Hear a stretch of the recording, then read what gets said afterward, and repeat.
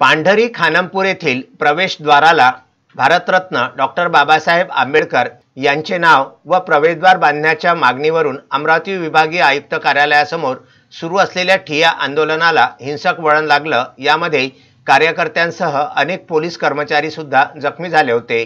या घटनेचा निषेध म्हणून 15 मार्च रोजी शाळा, दवाखाना व मेडिकल दुकान वगळता संपूर्ण छोट्या मोठ्या व्यापाऱ्यांनी आपली प्रतिष्ठाने व बस स्टँडवरील सर्व प्रतिष्ठाने सकाळी 7 ते 12 वाजेपर्यंत स्वयंस्फूर्तीने बंद ठेवून आंबेडकरी चळवळीतील जनतेला सहकार्य केलं। यावेळी येवदा गावामध्ये कुठलाही अनुचित प्रकार घडला नाही।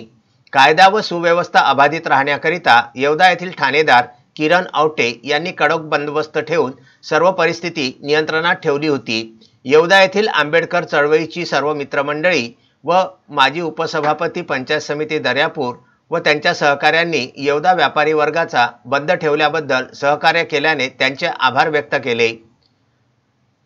विदर्भ न्यूज करिता ज्येष्ठ प्रतिनिधी गजानन देशमुख यांचा हा वृत्तांत।